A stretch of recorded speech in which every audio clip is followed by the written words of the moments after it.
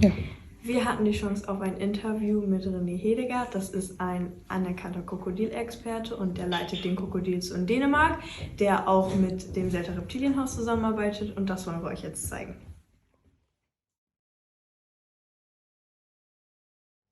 Okay, so this is Stella, this is Pia, and my name is Anna. And today we would like to answer some questions. So since when do you have your love for crocodiles? That's one of the questions I can't answer, because it starts when I really was a small kid, and it was really a passion since I was very small, and my daddy made many books for me and things like that with crocodiles. Yes. So where it really started has just been there nearly, I can say, all the time. So all my since life. you were a baby? Yes, very. Okay. And how and when did you decide to build your crocodile house? In fact, I decided in school in around 7th grade, and my teacher was completely confused about this. He said, "Oh no, you need another option, mister." I made another option. I got education as an electronic engineer. Mm-hmm. So I don't have any kind of biological education, but I never regret that, because that helped me so much with building up the zoo and everything else. And even if I go to a school for animal keeping, whatever, I will never in Denmark have learned anything really about crocodiles. Mm-hmm. So you're just working at your crocodile house, you don't have another work? No, I don't have another. Okay. I am now, my title is I'm the director of the foundation Krokodile Zoo. Mm-hmm. And could you tell us why crocodiles are threatened with extinction? Yeah, but there's many reasons. Yes, you can tell all. But of course the biggest reason for this is that humans are nice species, but we are one of the species that can control ourselves. So the overpopulation is enormous. Yes. And when you imagine this overpopulation of humans, this is even not the biggest problem. The biggest problem is that we have 3 times as many pigs on the planet as humans. We have nearly as many cows as humans on the planet. And we have an enormous amount of chicken, whatever. And the pollution and the demand from all this is so crazy enormous. And that means enormous loss of habitat. Because we need the whole surface of the planet nearly to grow food for all these animals and to grow vegetables for us to eat. And then the problem is that the loss of habitat is problem absolutely number 1, because the nature is just disappearing everywhere. And it's disappearing, in fact, so scary fast. Mm-hmm. And they have no room to live. No. There is very few places on the planet still where it's possible for the crocodiles to live, and also to really have a good life. But also some of these places have, for example, been overhunted. One of the things I work most with is Orinoco crocodiles, and the main problem there is that overhunting. Because for 50, 60 years ago it was fantastic to travel to Venezuela. It was so different than today. At that time it was one of the most nice spots for humans to travel to, and then just for game hunting, for fun. Shooting giant Orinoco crocodiles. And even worse is that, to compare, on one day on a big hunt, they kill more Orinoco crocodiles in one single day than they exist today. So, and this is the same story over and over with many crocodiles, big crocodiles. They are also killed as trophies, trophy hunting and so on. But still, you could have controlled hunting on any species of crocodilians if they had the nature. So the biggest problem is loss of habitat for all species. Mm-hmm. Okay, 1 second. So we heard about your projects when you release crocodiles back into the wild. How does that work? Could you tell us more about that? Yes. Now it works I have been involved since 1997. I have been involved in situ conservation of crocodiles. That means that for the real conservation for the crocodiles in the wild. Mm-hmm. And there have been several projects, but most focus have been Philippine crocodile, and now the Orinoco crocodile. Mm-hmm. And Orinoco crocodile have been for many years now, since in fact 2009.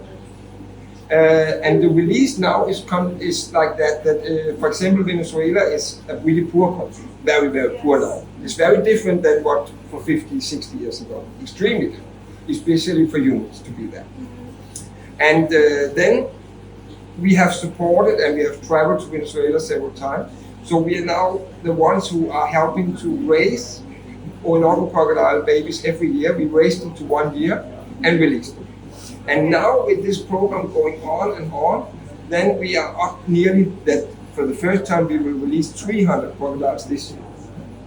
So it is to raise them in captivity. Even we collect the eggs and small hatchlings in the wild, because if we know exactly if they are really tiny, then you also know that 95% of them will not be 1 year. Because they will be eaten by fishes in the water.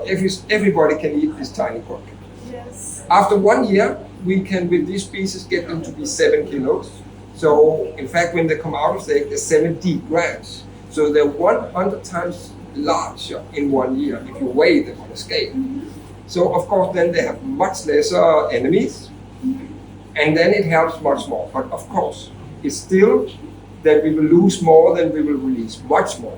But we have seen now that the first released crocodiles have already now produced babies, hatchling and eggs in the wild from the first ones that were released. So that's amazing. Yes. And another thing that is amazing, and of course it's tough words, but that's how it is. People are running away from Venezuela. Venezuela is awful, but for people mostly. And the problem is the whole thing how it's going on. But in fact, people cannot escape because they don't get passports, but some are anyway getting out of the country. So the population is decreasing, and the nature is increasing. And it goes so fast. The nature's there just ready to grow if it has space for it. So in that way, I was learned by when I was a kid, there will never be, doesn't matter how bad a thing is, it has a positive side. Yes. And this is the positive side, and I hate to see all these people suffering and so on, but the positive side is the nature is growing, and the population of animals is growing, but the Orinoco crocodile is in deep problem. Because we have done this with just even in fact shooting them for games for 50, 60 years ago. Yes. So all the big males are dead, and most of the big crocs are dead. And in Venezuela, many places also there live the spectacle caiman. And these caimans eat baby Orinoco crocodiles. Of course, also giant Orinoco crocodiles, they eat these caimans. But when there are no giant Orinoco crocodiles, or nearly none, and there's a lot of caimans, because nobody wants to shoot the caiman, it's not fun, then you have a skull this size. Yes. If you shoot an enormous Orinoco crocodile, at that time you have skulls in this size as a trophy. So when you move them, the caimans over-explode. Also, there's also a problem in Venezuela. And then they will be ready to eat all the small Orinoco crocodiles, and in that way wipe them out. Yes. So the Orinoco crocodiles are really, in that way, so still in deep troubles, even if the nature gets better. That's why we have to release them. And also that's why we really have to release them at least 7 kilos. But we will prefer to put them back in the wild. But of course, adjustment is how long can they stay in captivity without getting captive, if you know, because we have to release them. Yes. But we have to, if we have invested more money to build more ponds in a way that we can raise them to 2 years instead, and maybe 20 kilos, then we can have a test to see if how do they survive. With the surveys, we make surveys to check, and of course you cannot see every croc, but you can see some. Yes. And because then, for sure, they will not get eaten by caimans. Very interesting. But another problem, of course, to be honest. Yes. Yeah. And what happens when the crocodiles are fully gone? Are fully gone. Yes. And nobody can say so. I think they have nothing for human beings. We continue making filter systems so we can have clear water and so on. But I can say that many places, smaller lakes or whatever, when people have removed, for example, if you have a small society, now we talk about people who depend on the lake and the water. And you have small societies, they go there, for example, to wash clothes, whatever. And the giant crocodile kills kids or whatever. Yes. And then they say, we hate them now, we kill them all. Then when they kill all these crocodiles, then also they kill their own souls. They kill nearly themselves because the water will get extremely polluted, the fish will be too many, the whole balance will be destroyed. So it's not drinkable water within 1 year anymore. Yes. So the crocodiles are damn important, but it's always like that. Of course, the food chain, everybody is important. But if you take from the bottom or the top, that's the worst part you can do. Yes. In the middle, you can much better regulate. But if you take top of the food chain, you have an enormous problem. And if you take the bottom, also have a big problem, but not as big. But it's showed so many times with, for example, just sharks in the ocean. And people say, yeah, but if the sharks are gone, there must be a lot of fish. But there's nothing. Where there's sharks are taken, there's just really poor.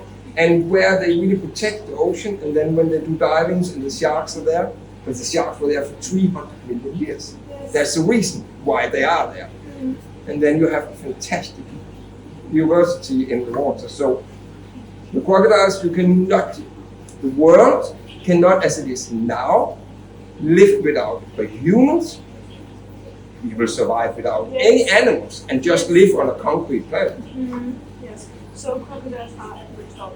Yes, there's a top predator in most of the places where they live. They're the top predator, but also they are the top supplier of food. Yes. Because crocodiles are so special that they have some of the smallest kids in the world, and they grow so enormous big.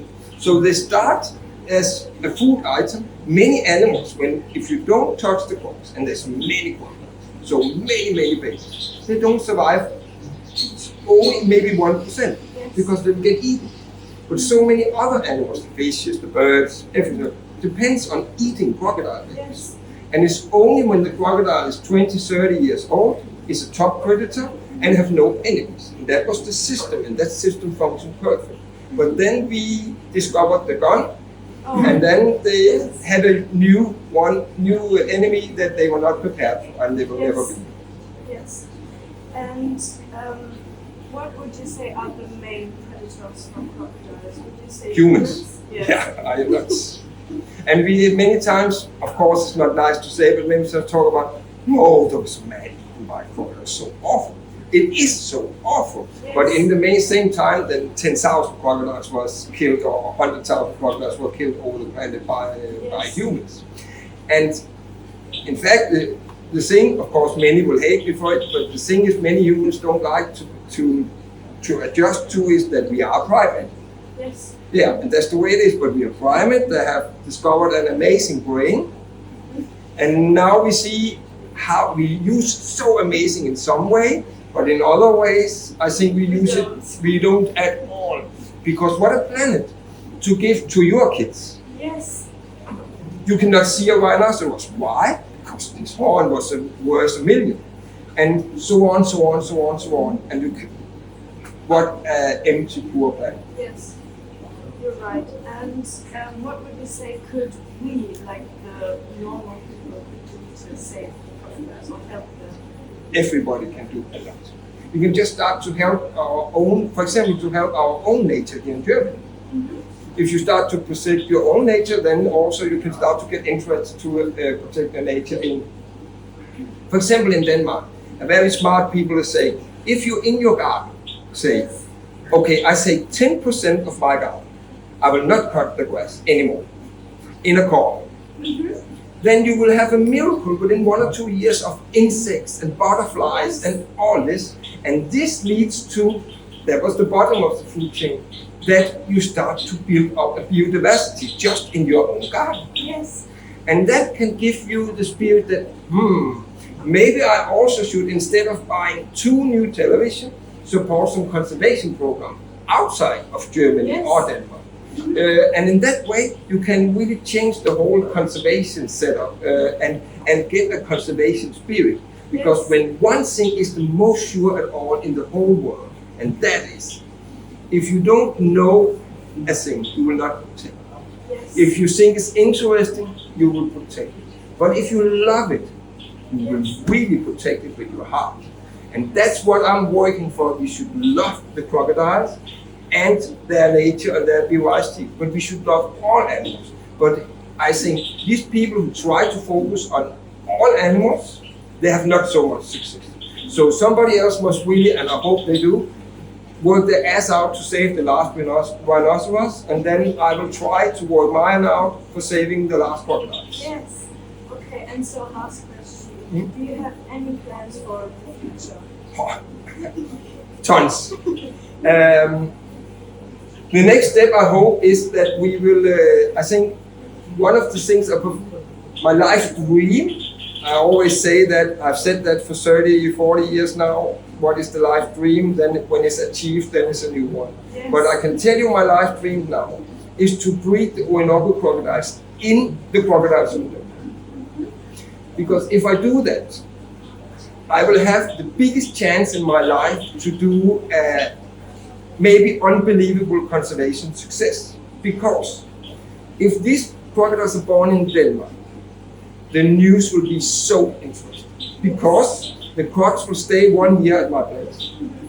I have already people who want to adopt them and pay money so they even can be, some of them with radio transmitters when they're released, and they can follow them in the zoo before they fly to Venezuela for release. And the thing is just, I have worked so much on to tell television in Denmark and so on, they should come to Venezuela to see our release, to see our program, and they say, yeah, but no, Venezuela, no. But if you have it in Denmark, complete also, then everybody would like to put it in the news. And there will for sure be made even documentaries about our project. And in that way, we are allowed to achieve the viewers or anybody else to be a part of this program. Because what the program needs most of all, of course they need people with spirit, but they need a lot of money, because this is so damn important for these projects, because it's hard for us to imagine how poor the countries are. Yes. Okay, thank you very much. It was a very interesting interview. Thank you so much, and thank you to the whole team, because I really love you do things like that. And it's my biggest honor to tell this and to tell it from a crocodile, for sure.